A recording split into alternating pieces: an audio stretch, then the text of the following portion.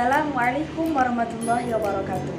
Yang terhormat kepada Ibu Sunarni selaku dosen pengampu mata kuliah pengantar ilmu kependidikan, yang saya hormati kepada Bapak serta Ibu PPL, dan tak terlupakan teman-temanku yang saya sayangi dan saya banggakan. Pada kesempatan kali ini, kami dari kelompok 4 ingin mempresentasikan hasil diskusi kami mengenai pendidikan sebagai ilmu. Oke, sebelum memasuki materi, izinkan saya memperkenalkan anggota dari kelompok 4 yang berjumlah 4 orang. Yang pertama di sini ada Dela Indah Pratiwi, yang kedua ada Indah Dwi Pratiwi, yang ketiga ada Lintang Vega Arum, dan yang keempat saya sendiri Najma Firda Husna. Dalam presentasi kali ini kami akan membahas yang pertama, pengertian pendidikan sebagai ilmu, yang kedua, objek formal serta objek material pendidikan, yang ketiga, sistematika pendidikan sebagai ilmu, dan yang keempat, metode pendidikan sebagai ilmu. Di sini saya ingin menjelaskan mengenai pendidikan sebagai ilmu. Yang pertama ada pengertian pendidikan sebagai ilmu. Pendidikan adalah suatu proses mentransfer ilmu dari pendidik kepada peserta didik. Ilmu pengetahuan erat kaitannya dengan objek pendidikan. Ilmu yang ditransfer umumnya ilmu pengetahuan yang bersifat memberi pengetahuan kepada peserta didik dengan harapan peserta didik mampu mengetahui segala macam keadaan alam, sosial, dan kebudayaan yang ada di Indonesia maupun di dunia.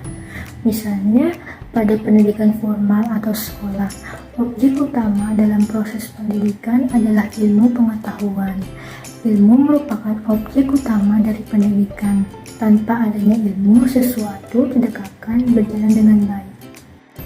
Yang kedua, mengenai pengertian ilmu pendidikan menurut para ahli. Yang pertama, ada M.J. Langevin, mengartikan pendidikan yaitu suatu ilmu yang bukan saja menelaah objeknya untuk mengetahui keadaan atau hakiki objek tersebut, melainkan juga mempelajari bagaimana caranya kita bertindak. Yang kedua ada S. Brojanegoro, mengartikan ilmu pendidikan adalah teori pendidikan, perenungan tentang pendidikan. Ilmu yang mempelajari soal-soal yang timbul dalam praktik pendidikan. Misalnya, tuntutan kepada manusia yang belum dewasa untuk menyiapkan dirinya agar dapat memenuhi sendiri tugas hidupnya. Yang ketiga ada Carter Vigo, mengartikan pendidikan sebagai suatu proses perkembangan kecakapan seseorang dalam bentuk sikap dan perilaku yang berkembang di masyarakat. Proses sosial di mana seseorang dipengaruhi oleh suatu lingkungan, misalnya di sekolah maupun di rumah, sehingga dia dapat mencapai kecakapan sosial dan mengembangkan kepribadiannya. Yang keempat adalah Imam Bernadi, mengartikan ilmu pendidikan adalah ilmu yang membicarakan masalah-masalah umum pendidikan secara menyeluruh dan abstrak. Ketiga, sifat-sifat ilmu pendidikan. Yang pertama, rasional, artinya ilmu pendidikan harus memiliki kegiatan berpikir yang ditunjukkan pada logika atau penalaran. Yang kedua ada empiris, artinya ilmu pendidikan yang objeknya dapat dijumpai di dunia pengalaman berdasarkan hasil observasi serta hasilnya benar-benar terjadi. Yang ketiga praktis, artinya suatu praktik pendidikan untuk mendapatkan kenyamanan dan kemudahan dalam memperoleh pengetahuan. Yang keempat teoritis, artinya pendidikan dilaksanakan berdasarkan teori yang sudah ada untuk mempermudah jalannya pendidikan. Yang kelima universal, artinya ilmu pendidikan harus bersifat umum. Yang keenam ada historis, artinya ilmu pendidikan menguraikan teori sistem pendidikan sepanjang zaman dan kebudayaan. Objek-objek ilmu pendidikan.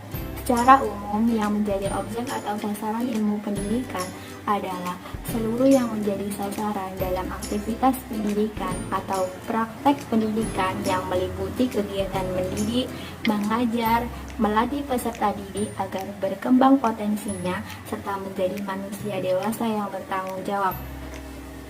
Peserta didik sebagai manusia menjadi objek ilmu pendidikan yang bersifat material, sedangkan usaha untuk membawa peserta didik dalam mencapai tujuan pendidikan atau kedewasaan disebut objek pendidikan yang bersifat formal.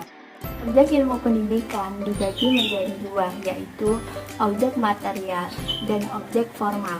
Yang pertama, objek material adalah objek yang berfokus pada bahan ataupun hal yang akan menjadi sasaran dalam suatu ilmu pengetahuan. Objek material juga berarti hal yang diselidiki, dipandang, atau disoroti oleh suatu disiplin ilmu. Misalnya dalam konteks ilmu sosial dan ilmu politik, dalam hal ini, ilmu pengetahuan itu mempunyai objek yang sama, yaitu manusia. Objek formal adalah cara pendekatan yang dipakai atas objek material, yang sedemikian khas sehingga mencirikan atau mengkhususkan bidang kegiatan yang bersangkutan. Keterkaitan objek formal dan material. Kedua objek ilmu pendidikan ini memiliki keterkaitan. Misalnya, ilmu sosial dan ilmu psikologi, yang kedua macam ilmu pengetahuan ini mempunyai objek material yang sama, yaitu manusia. Akan tetapi, objek formalnya yang berbeda. Ilmu sosial membahas manusia dari sudut pembahasan kehidupan individu dan interaksinya antar masyarakat, sedangkan ilmu psikologi membahas manusia dari sudut pembahasan jiwa dan pikiran dari individu sendiri. Oleh karena itu, objek material yaitu sasaran yang dipelajari. Ilmu pengetahuan dapat sama, sedangkan objek formalnya atau sudut pembahasannya yang berbeda. Sistematika pendidikan sebagai ilmu. Pendidikan sebagai ilmu memiliki 3 sistematika, yaitu sistematika pendidikan sebagai gejala. Dapat dianalisis dari proses atau situasi pendidik, yaitu ada komponen-komponen pendidikan secara terpadu saling berinteraksi dalam suatu rangkaian keseluruhan, kebulatan, kesatuan dalam mencapai tujuan. Komponen-komponen pendidikan itu ialah tujuan pendidikan, peserta didik, pendidik, isi pendidikan, metode pendidikan, alat pendidikan, dan lingkungan pendidikan. Sistematika yang kedua, pendidikan sebagai upaya sadar untuk mengembangkan kepribadian dan kemampuan manusia atau peserta didik.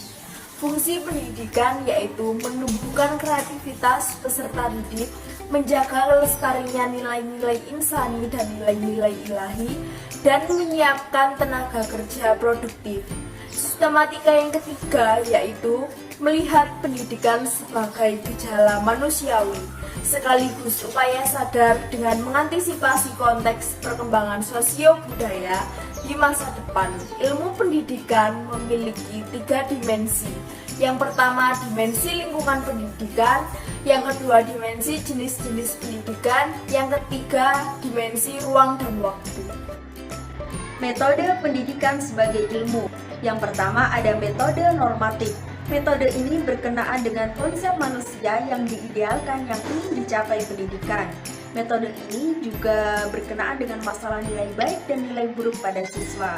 Contohnya, sang pendidik harus memiliki pemahaman yang baik tentang siswanya sehingga dapat menerapkan metode pembelajaran yang sesuai, sehingga sang siswa juga dapat mudah memahami pembelajaran dan mencapai nilai yang bagus. Yang kedua ada metode eksploratory. Metode ini berkenaan dengan kondisi dan kekuatan apa yang membuat suatu pendidikan berhasil. Contohnya dari segi fasilitas sekolah itu sendiri, mungkin dari ruang kelas yang memadai, perpustakaan yang lengkap sehingga dapat menjadi kondisi dan kekuatan yang menunjang suatu keberhasilan. Yang ketiga ada metode teknologis. Metode ini untuk mengungkapkan bagaimana melakukan pendidikan dalam menuju keberhasilan. Contohnya, dari segi sistem pembelajaran sekolah itu sendiri, mulai dari kurikulum apa yang diterapkan, teknologi, pengembangan teknologi dan pembelajarannya itu seperti apa, sehingga dapat membuat pendidikan berhasil.